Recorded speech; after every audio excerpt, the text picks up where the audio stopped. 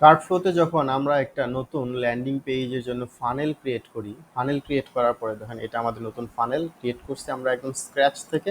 সেই ফানেলের মধ্যে আমরা যদি যাই, দেখেন আমাদের ফানেলে আমরা পাবো তিনটা অপশন। একটা হচ্ছে ল্যান্ডিং পেজের অপশন, একটা হচ্ছে চেক আউট পেজের অপশন এবং একটা হচ্ছে থ্যাংক ইউ পেজের অপশন। এখন আমরা সাধারণত আমরা যদি চাই যে আমাদের এই ডিজাইনটা হবে এরকম যে একই পেজে হচ্ছে ল্যান্ডিং পেজ এবং তার নিচে হচ্ছে check out. So check out থেকে যখন আমাদের অর্ডার করবে তখন আসবে হচ্ছে থ্যাংক ইউ পেজ। মানে আমরা এখানে তিনটা জিনিস চাচ্ছি না, একটা জিনিসের মধ্যেই ধরেন এই চেক আউট ডিজাইনের মধ্যে আমাদের যে ডিজাইনটা আছে সেটা আমরা চাই।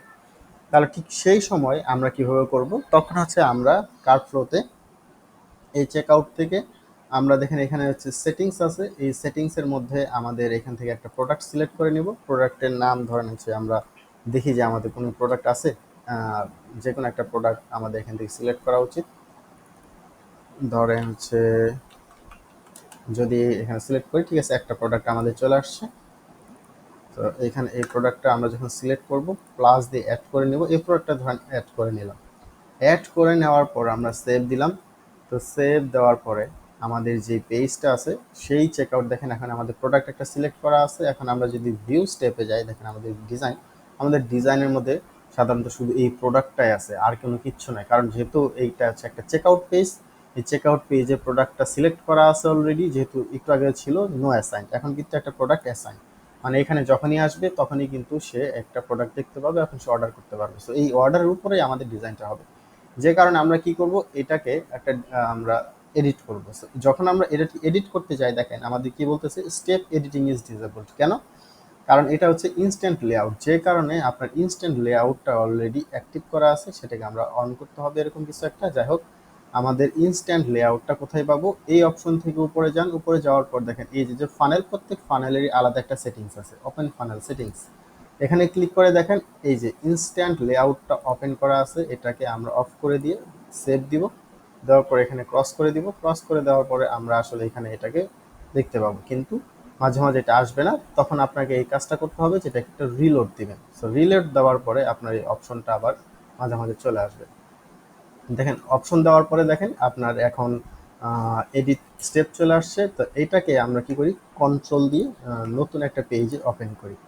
তার নতুন একটা পেজে যখন আমরা চেকআউট পেজটাকে ওপেন করলাম, দেখেন এখন আমরা এখানে আমাদের যে চেকআউট পেজের যে ডিজাইন আছে সেই ডিজাইন চাইলে আমরা এখানে করতে পারি। সো এই ডিজাইন আমরা এখানে চাইলে এখন আমরা করতে পারি। ধরেন হচ্ছে আমরা এখানে একটা হেডিং দিতে পারি, চাইলে আমরা এখানে একটা ইমেজ দিতে পারি। এখানে আমরা এখন ডিজাইন করতেছি না, আমরা শুধুমাত্র এটা দেখানোর সুবিধার্থে যে একই পেজের মধ্যে কিভাবে আমরা আমাদের যে ডিজাইনটা আছে একই পেজের মধ্যে কিভাবে আমরা নিয়ে আসি। তো এখন ধরেন আমরা এটাকে দিলাম পাবলিশ। পাবলিশ দেওয়ার পরে আমরা যদি এখন থেকে এটাকে ভিউ করি, দেখেন আমাদের কি হয়, আমাদের শুধুমাত্র এই ডিজাইনটুকু আছে, কিন্তু আমাদের এই চেক আউটের অপশনটুকু নাই। এখন দেখেন আমরা চেক আউটের যে ফানেল আছে এই ফানেলে ছিলাম। তো আমরা যদি এই চেক আউটের ধরেন হচ্ছে ফানেল থেকে এখান থেকে ধরেন হচ্ছে ক্লিক দেই যে এডিট ফানেল, দেখেন এই ফানেলের মধ্যে যদি আমরা যাই, আমাদের যে চেক আউট, এই চেক আউটের মধ্যে আমরা কিন্তু একই স্টেপে ছিলাম। তো এটাকে যদি আমরা এডিট ডিজাইনে দিই, তো ডিজাইন দেওয়ার পরে আমাদের এই ডিজাইনটা থাকা উচিত, কিন্তু মাঝে মাঝে নাই। এখন আপনি যখন এলিমিনেটর ব্যবহার করবেন তখন এইখান থেকে একটা অপশন পাবেন, সেটা হচ্ছে প্লাস। এই প্লাস থেকে আপনি এখানে যাবেন চেক আউটে। এখানে দেখেন চেক আউট ফর্ম, এই দেখেন কার্ট ফ্লোর একটা লোগো চলে আসছে। সো কার্ট ফ্লোরের যে লোগোটা আছে এটা এখানে দেন। দেওয়ার পরে আপনার যে প্রোডাক্টটা সিলেক্ট করা আসে সেই প্রোডাক্টের ইনফরমেশন সহ এইখানে কিন্তু এই অপশনগুলো চলে আসবে। এখন আমরা যদি এটা পাবলিশ করি, পাবলিশ করার পরে আমরা দেখেন অনেক সময় আমরা ভিডিওতে যেগুলো দেখতে পাই যে প্রোডাক্ট আছে ভিডিওর সাথে আমাদের যে টিউটোরিয়াল ভিডিওগুলো আমরা ইউটিউবে দেখি সেগুলোর সাথে কিন্তু আমাদের কাজের মিল থাকে না। সেইগুলোর জন্য আমি একটু আগে আপনাদেরকে দেখালাম যে আমরা এখান থেকে ভিজিট করতেছি, এখান থেকে এডিট করতেছি, কিন্তু বাটন নাই। আবার এখান থেকে ধরেন আমরা একটু আগে ডিজাইন দিয়েছি, এডিট ডিজাইন, এডিট ফানেল, সেখানেও আমাদের ডিজাইন নেই। তাহলে এটা কোথায় পাবো? সেই জন্যই এটা হচ্ছে আপনার এখান থেকে চেক আউটের এই প্লাস আইকন থেকে আপনি চেক আউট ফর্মে আসবেন। তো এই জন্য আমরা ওই দুইটা দেখালাম যে আমাদের ওই দুইটা অপশন আসলে নাই। তাহলে দেখেন চেক আউটের এখন দেখেন আপনার এখানে আপনি যেরকম ইচ্ছা আপনার মনের মতো ডিজাইন করবেন, এবং এইখানে হচ্ছে আপনার যে চেক আউট অপশনটা থাকবে। তো আমরা অন্য একটা ভিডিওতে দেখাবো কিভাবে একটা ল্যান্ডিং পেজ ডিজাইন করতে হয়। ধরেন আমরা এই ল্যান্ডিং পেজটাই ডিজাইন করে দেখাবো।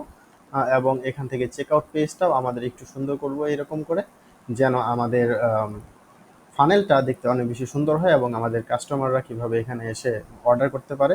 তার চেয়ে বড় কথা হচ্ছে এই জিনিসগুলো কাস্টমাইজেশন কিভাবে করতে হয়, ডিজাইন কিভাবে করতে হয় আমরা সেটা শিখবো। এই ডিজাইনগুলো করেই কিন্তু আমরা আসলে ফ্রিল্যান্সিং করতে পারি, বিভিন্ন কাস্টমার কাছ থেকে অর্ডার নিতে পারি। কারণ আমাদের এখন আমাদের দেশে অনেক বিজনেসম্যান আছে যারা আসলে ওয়েবসাইটের মাধ্যমে সেল করতেছে এবং তাদের কিন্তু ল্যান্ডিং পেজ প্রয়োজন। সো এই ল্যান্ডিং পেজগুলো ডিজাইন করেও আপনি আসলে তাদের আর্নিং করতে পারেন, নির্দিষ্ট একটা আর্নিং।